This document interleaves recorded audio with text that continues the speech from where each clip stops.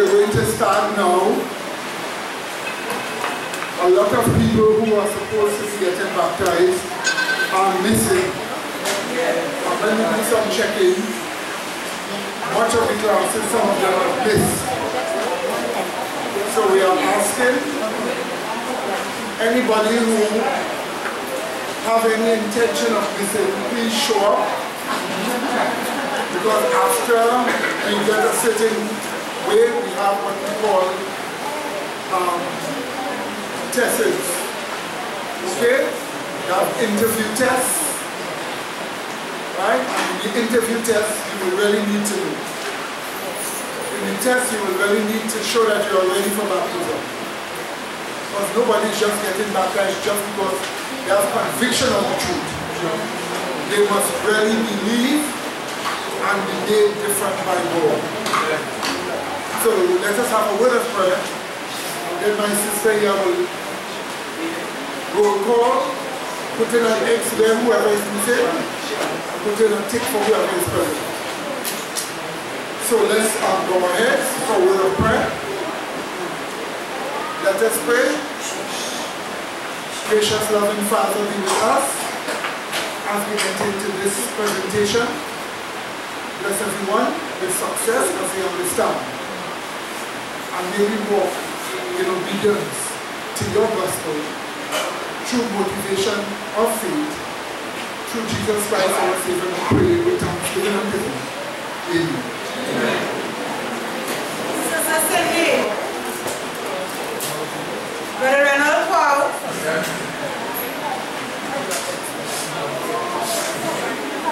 Brother Gavin Douglas, Sister Yuma John,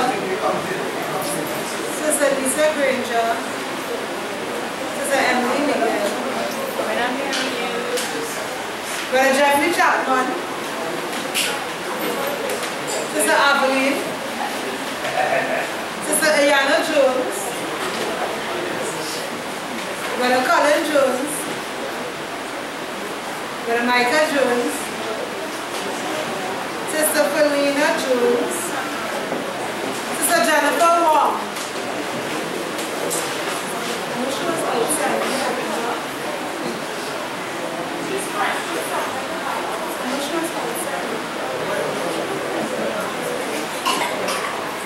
Sister Dolores Botal,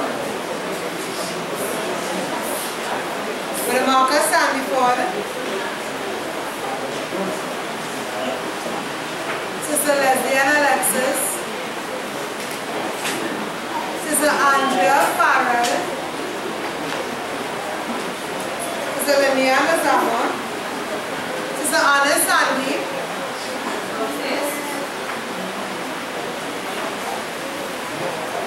Brother Kelly Sandy, Brother Travis,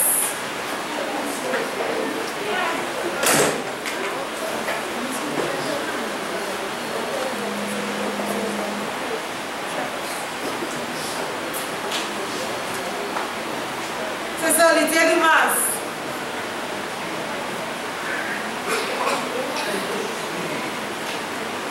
Sister Sheila Dumas,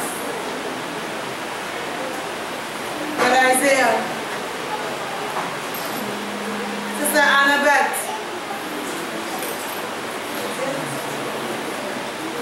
Sister Ornella, Sister Shabani, Brother Gaitan, Brother Taj, Sister Faith,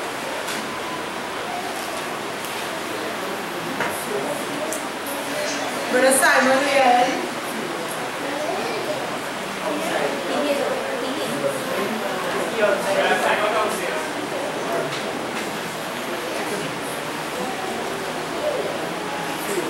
Sister Carrie,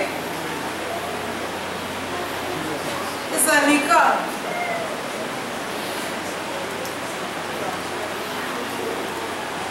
Brother Trent, She insists pushing in class downstairs. Brother Israel, Brother Hamilton, Brother France Ryan, Yeah. Not yet today. Sister Jacinta Modest. Okay, so Brother Hugh Davis as well.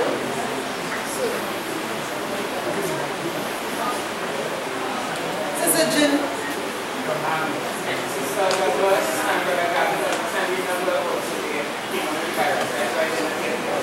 Okay. Sister Janice Farad.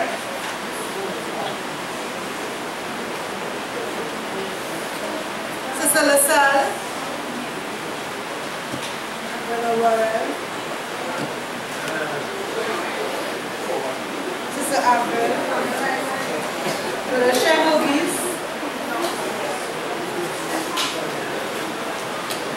Brother JC. Brother Cameron. Brother Andrew Liverpool.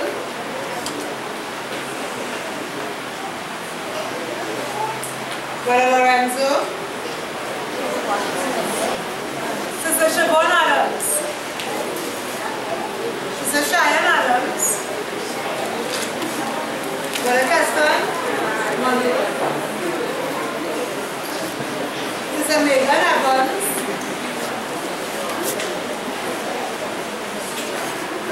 Sister Liz Brown. Brother David. Sister Brittany Marston. Sister Janaya Watkins.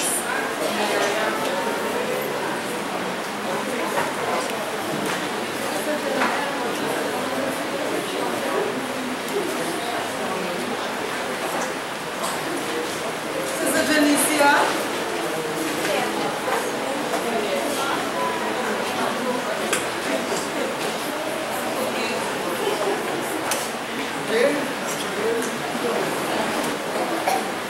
Today there are so much people missing. Some have come down with cold. And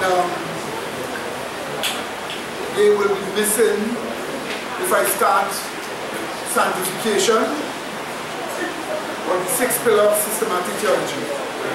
So we are going to talk about, for those who are getting baptized, the structure of the gospel that make it works.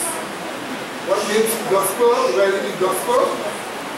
According to your Bible, the gospel must have a certain pattern for it to be the gospel. If it doesn't have that pattern, it is not the gospel and it cannot work. This is what your Bible tells you. So those of you who are getting baptized must come to understand that if you claim to be preaching the gospel, it must have a certain pattern.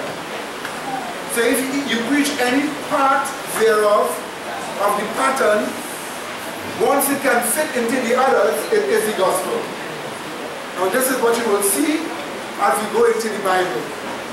I'll be speaking for a little less than half an hour, about 20 minutes, before the next study comes up.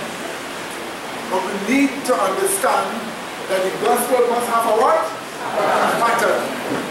Romans chapter 1. We will look at verse 16 and verse 17. Verse 16 and verse 17. So Romans chapter 1, verse 16 and verse 17. Now those of you who are getting baptized, pay careful attention to what you will be reading here. Because this verse shows us that the gospel has a particular pattern. If you break it, if it is not the pattern, it's not the gospel. Let's read. Of the gospel of Christ. For it is the power of God unto salvation to everyone that believeth, to the Jew first and also to the Greek. For therein is the righteousness of God revealed out of faith into faith. That's the actual text. Out of faith into faith, as it is written, the just shall live by faith. Now let's just stop here for a while. Paul is telling us he is not ashamed of the gospel of Christ. So any gospel that you preach, it must be the gospel of whom? Christ. That's why you cannot preach a gospel of Muhammad. You cannot preach a gospel of Buddha. You cannot preach a gospel of the New World Order, or Shiva or Krishna. It has to be a gospel about what? Jesus Christ. Now you know what the word gospel means, right? It's the good news of Christ. So when you say Christ, you mean the Messiah.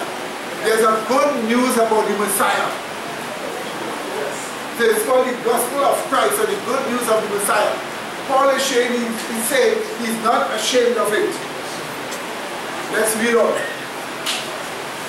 For I am not ashamed of the gospel of Christ, for it is the power of God unto salvation. Stop here.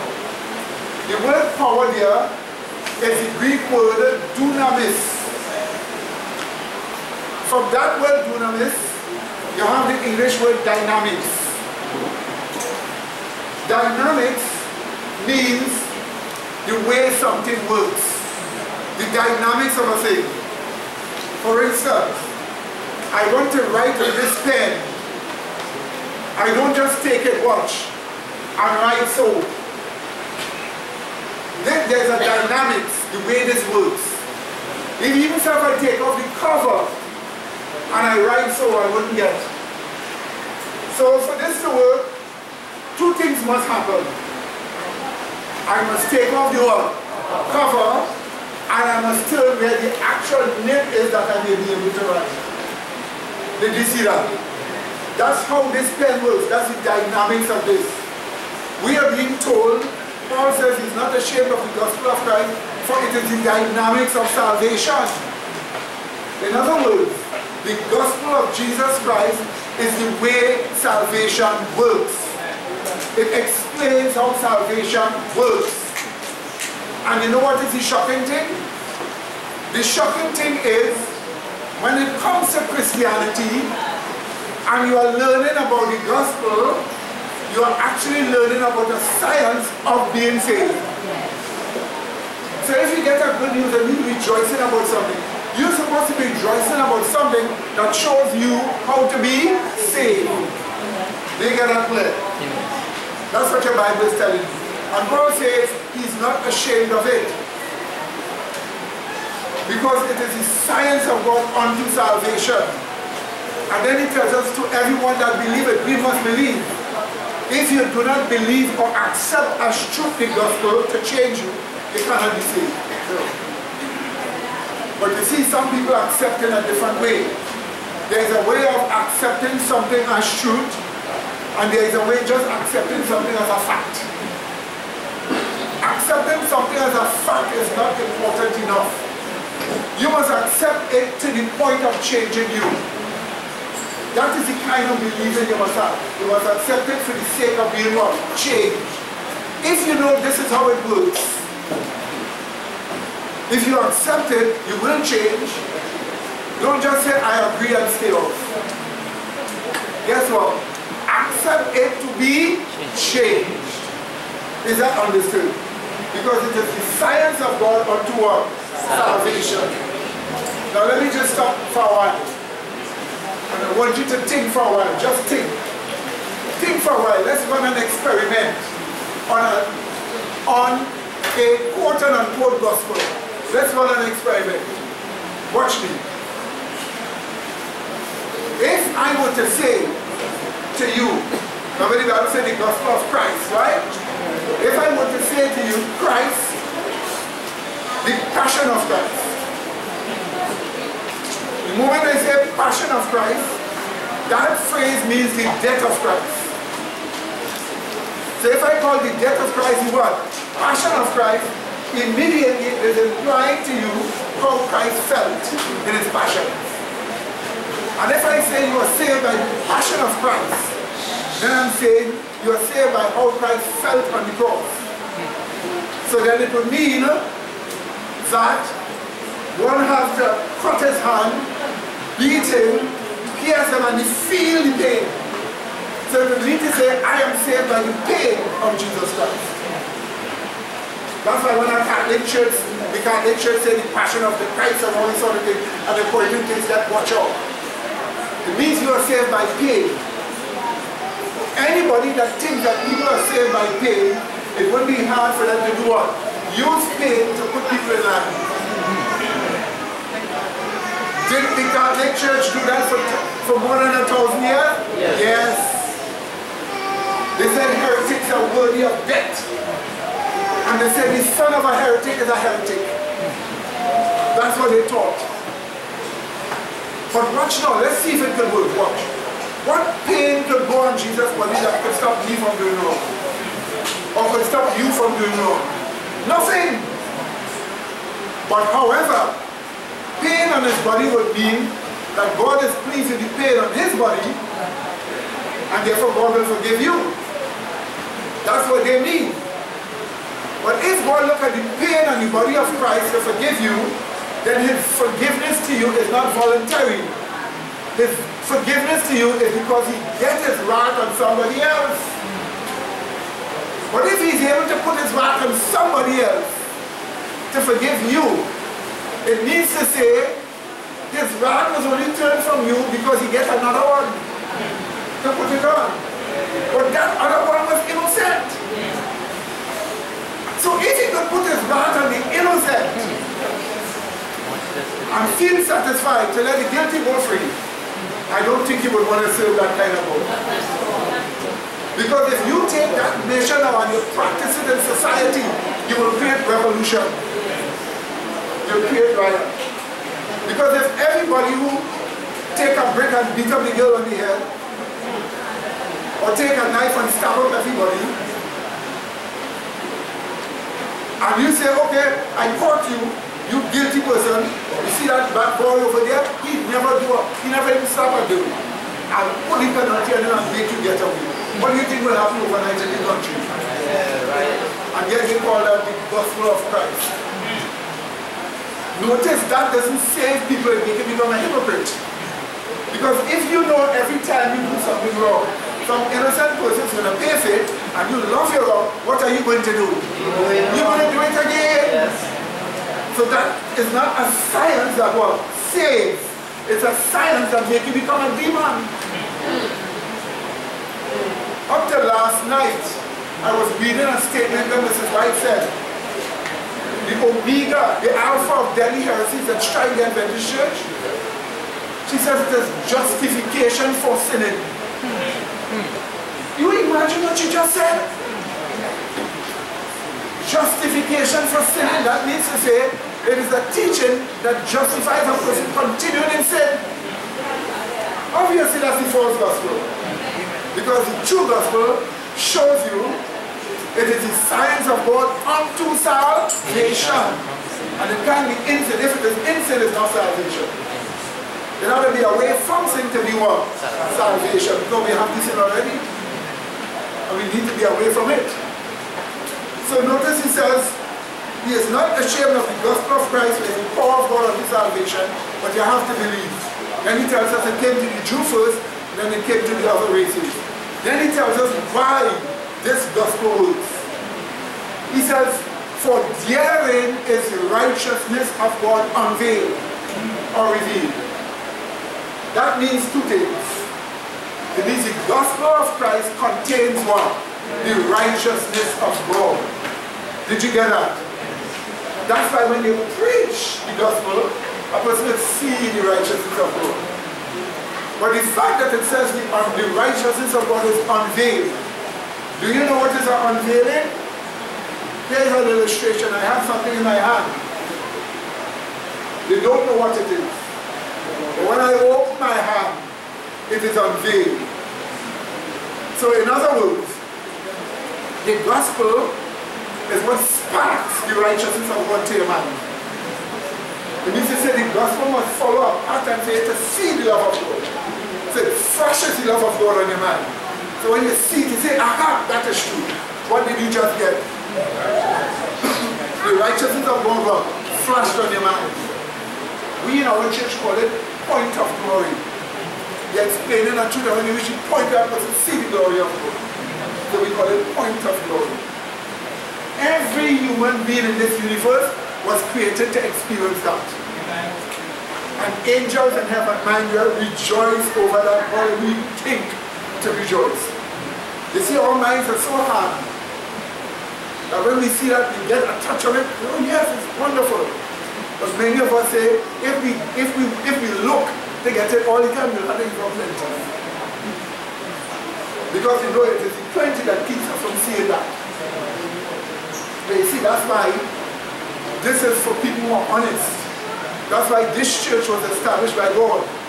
For honest people, people who really want the truth, and who really want progress. Because we know one thing for sure, there is no limits to what a person could do if they love the truth and embrace it with all their heart. Amen. And for this reason, some of us today have starved ourselves of progress and success. This is not a matter of age. This is a matter of understanding and cooperation and honesty. Is that understood? So notice we are told, for therein is the righteousness of God, what? Unveiled or revealed. Now, first of all, what is?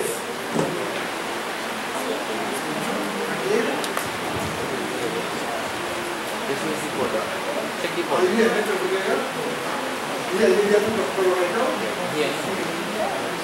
Check the other. Okay. Right. Lovely.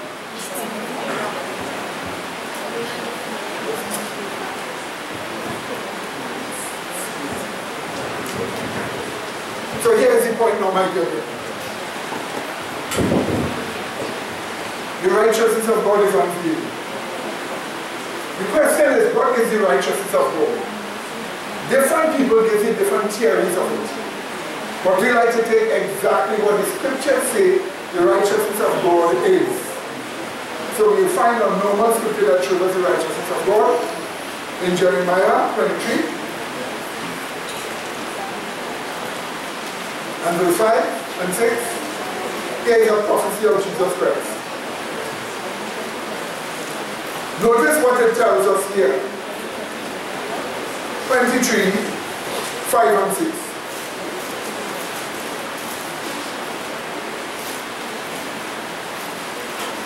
Behold, the days come, says Yahweh, that I will raise unto David a righteous branch.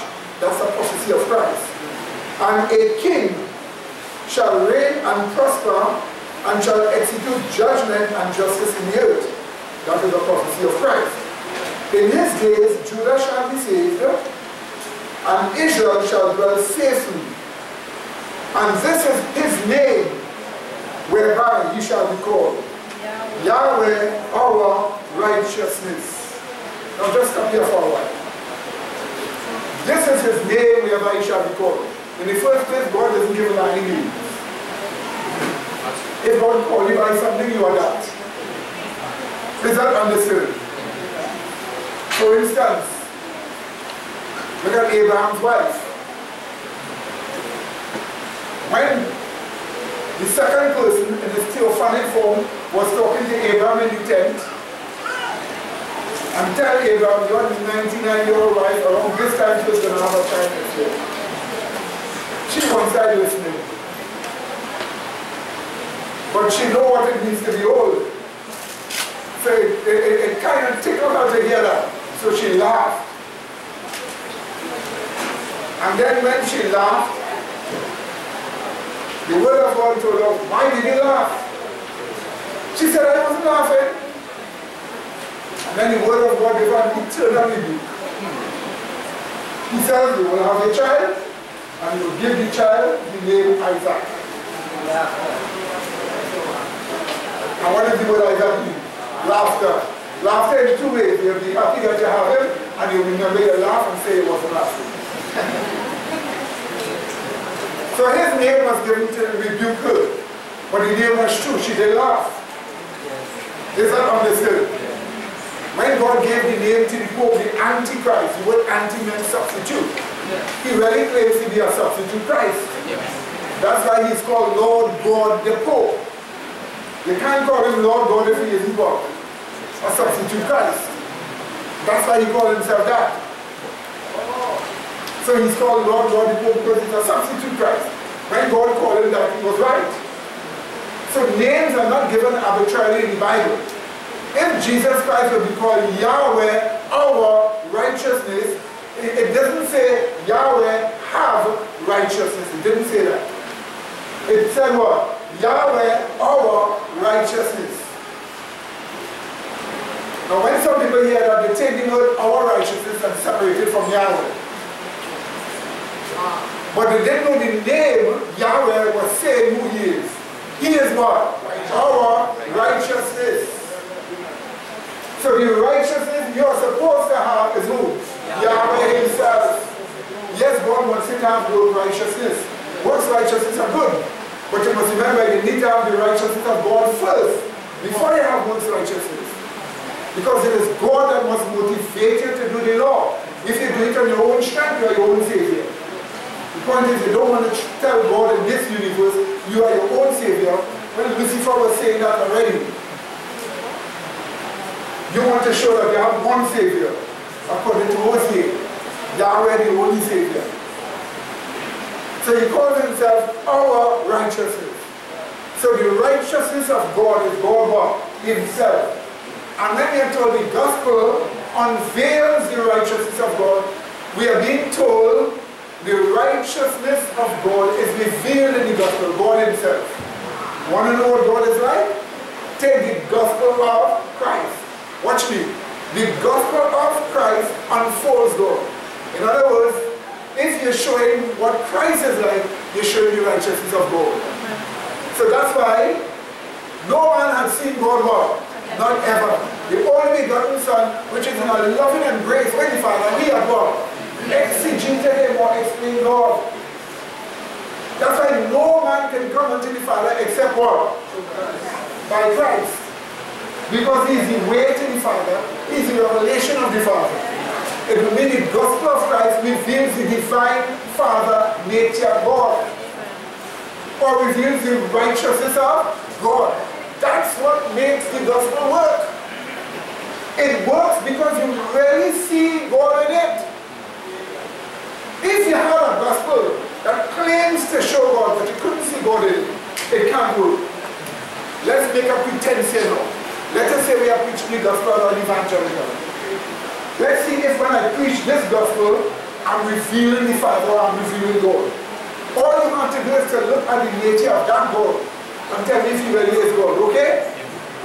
Okay? So I'm preaching the gospel now. I'm pretending, so don't think I'm saying the truth. Watch my words, be careful. Brethren, you need to accept the righteousness of Christ. They need to accept the righteousness of God. Only believe. Only believe. And God will take his righteousness and put it on you for you. And he will look at you and see you as righteous. So the devil comes to you and he sees sin. And he says, rotten and corrupt. And then he say, the Father say, my blood, my blood. It's on the records, so you escape. What's wrong with that? That is a fraud. Do you know what that says?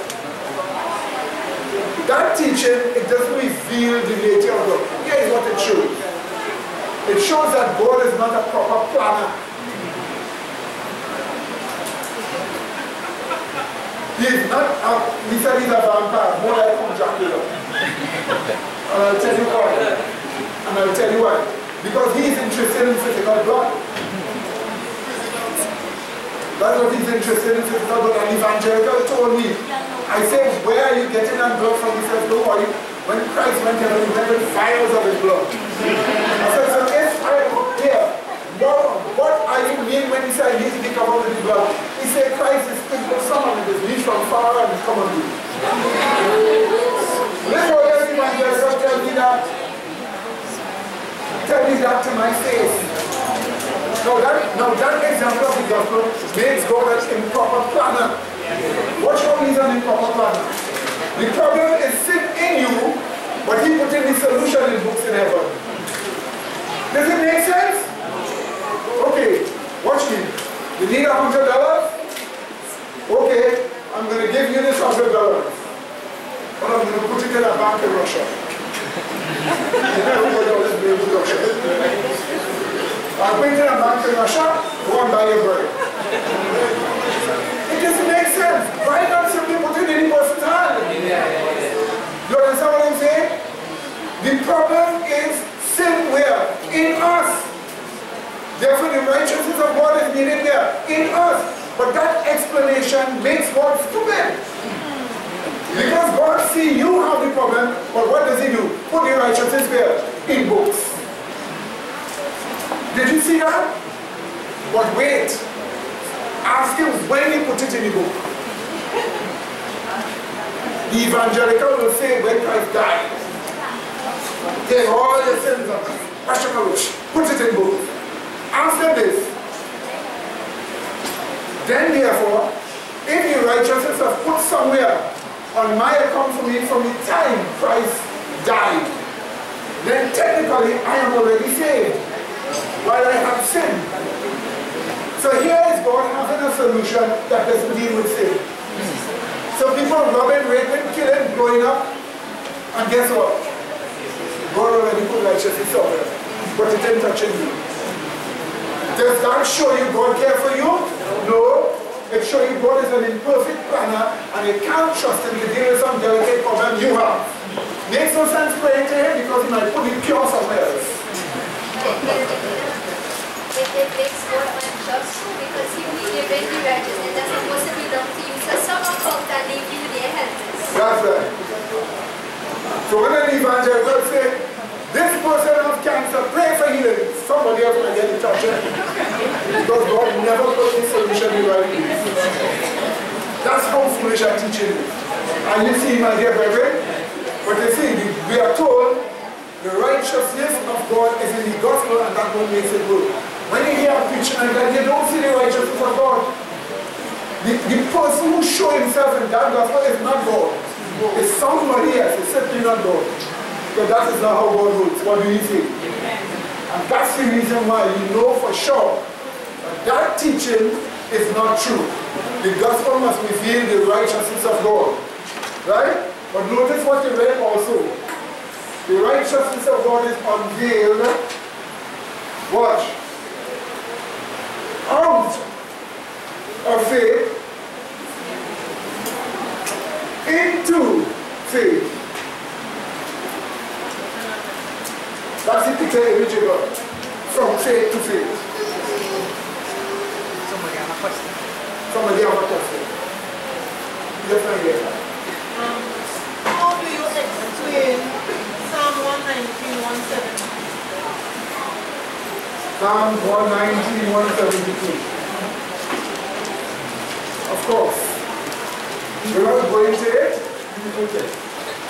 We'll explain it by Romans 7:14. Romans 7:14.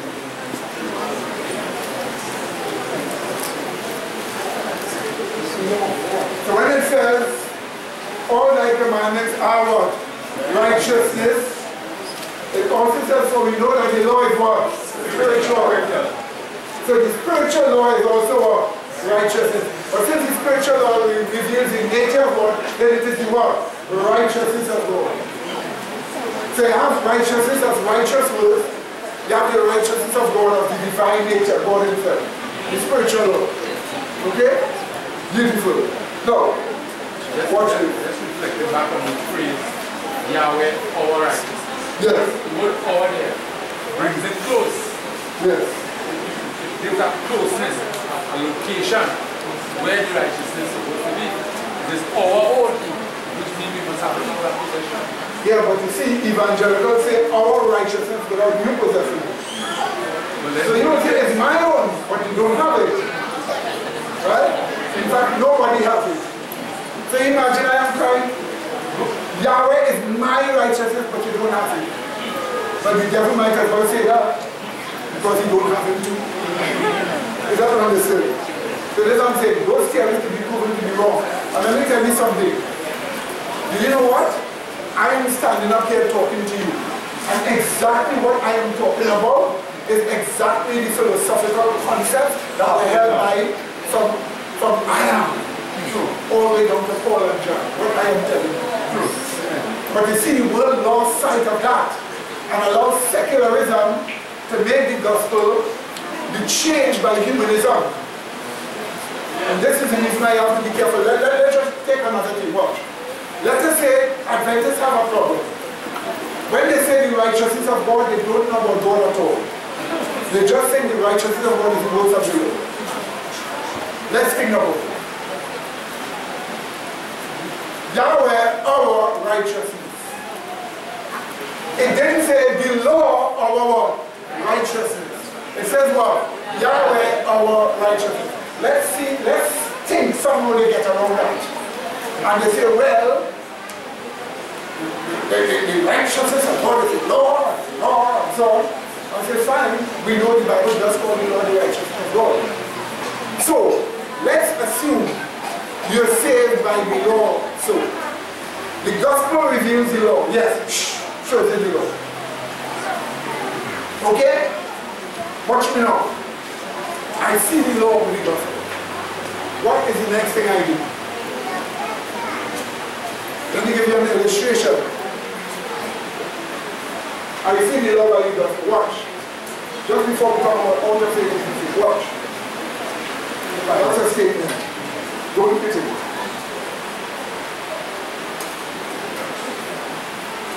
So when I say don't fit it, you see the law in it. Okay? So guess what you do? Temptation comes, and you say, no, I won't hit the person. Alright? What do you see in it below? So what do you just have here? You have just a statement which you obey. There's no God needed here. All you need to do is to know what the statements say and to what? Do it. That's what Jews claim today. Jews claim they don't need Christ because they can do it for themselves. And they quote Ezekiel. You know, a righteous man lived by his righteousness and so on. Jews say we don't need Christ. We just need the Torah, the law. We see it and we can just do it for ourselves. The Bible says they don't say by what? Works. Because the works of the law to bring righteousness is not out of faith. But you just shall live by what? Faith. You see, the issue is you need the faith to communicate God to you. And you need God to motivate the keeping of the law. If you are motivated by your own works, then yes, you're just like Paul. You see the law, you obey. But if the statement somehow causes God to dwell in your heart, the principles of the divine nature, and for that sake, the principles of the divine nature that is motivating you, you do the law. You have two, one doing it on his own strength, like the Jews, and one doing it being motivated by God. Is that what Paul told you in Romans chapter 9, the last 2 verses, and Romans chapter 10, the first 2 verses? Is that not what he tells you? Yes. The Jews did the law on their own strength. So you see, the point about it is, you need something to reveal God. You need the righteousness of God as God himself, that then you could do the righteousness of the law. That's why Luther wrote a thesis called The Two Righteousnesses. What did he mean by that? And that was one of the biggest writings that pushed the Reformation. He said you need God first, and then you need the law. The righteousness of God must be equal to the righteousness of the law. They will be complete. And that's why this tell you, watch this shocking thing now. For I am not ashamed of the gospel of Christ. Watch.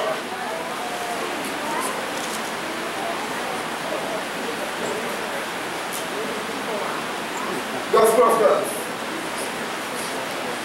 We are told, for therein, watch, is the righteousness of God. Gospel of Christ revealed. Notice this. Watch this shocking statement now. Remember this one is out of faith. What? Into faith. Watch. For I am not ashamed of the what? righteousness of God. For it is the signs of God unto salvation to everyone that believeth, Jew first and also to the Greek. For therein, the gospel, is the righteousness of God unveiled. What? This is the gospel of Christ. For therein is the righteousness of God unveiled, be revealed. But guess what the next verse says? Out of it, into faith.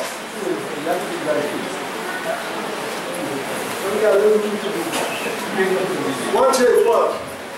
If the righteousness of God is in the gospel, why is it coming out of faith? Because the same what? The same gospel of Christ is the what? The faith of Jesus Christ. Did you see that? So we get a parallel statement here. One is saying it's the gospel, one is saying it's the faith of Christ. And that faith of Christ, out of faith, when you read chapter 3, it will later tell you is the faith of Christ. So in other words, one is telling you it's righteousness, the out of the gospel, one is saying it's out of faith. And the faith into faith, meaning into the possession of faith. So the idea is the gospel reveals the righteousness of God coming out of what? Faith. Into the possession of faith. So the idea that you get is this, is that the gospel must reveal, you must have the righteousness of God coming out of it. Amen, brethren? Amen? And that is what makes it work. If it is not that way, the gospel cannot work. That's the reason why whenever you preach the truth, you must always show the love of God is in it. You must always show the love of God to you. You must also tell people you want you to believe that God will dwell in your heart by faith. That's what you must tell people. Then you will be preaching the real gospel. That's the reason why, watch this statement here that I'm giving you. Notice this. If the righteousness of God is in the faith, and when you preach the faith, what will you show? The righteousness of God. Proverbs 12:17. Reveal.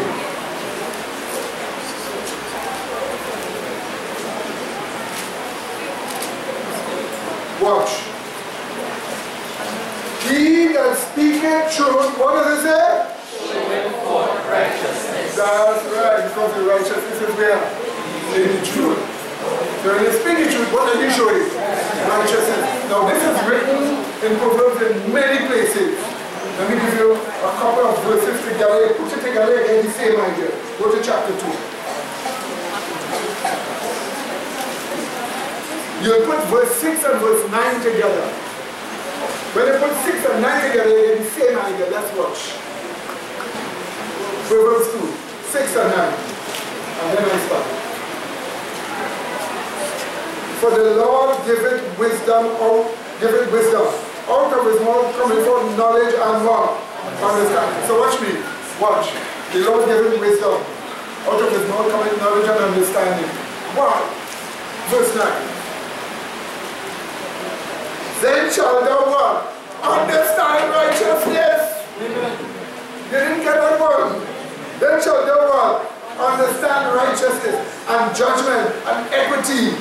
Yea, every good part. It must have gone in it for that to happen. You understand? And it's written in many different places. You just have to read. Let the Holy Spirit show you. That pattern must never be broken. In the future now, be careful of an empty gospel. If somebody denies this truth and they tell you the righteousness of God is not in the gospel, then they just give you knowledge. Knowledge with nothing in it. Knowledge with just ethics and education. That's Laodicea. We don't need that.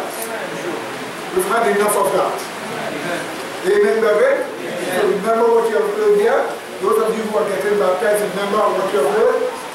Let your morality rise higher, because it's God himself that's supposed to show you what to do. And he will not show you wrong.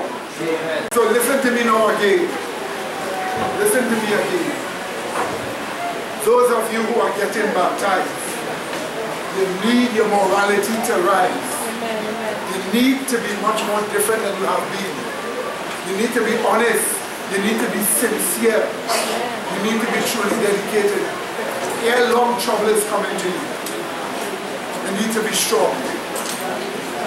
And let me close by making one more statement to you. Do you know why you have nothing to worry about? Because everything you face, no matter how bad it is, there's a blessing in it for you. Because guess what? If God is in you and you're coming up against Goliath, who is you coming up against Goliath? A bigger Goliath. You get the idea? If a puny international banker that sips his gin and eats his pork is coming up against you in legislation, who in you is coming up against him? God who holds his breath and his heart in his hand and could just give a little flick so he's gone. Are you understanding what we're saying here? So that is the reason why if that gospel causes the righteousness of God to come, you should be happy. What do you say? So may God add his blessing to you.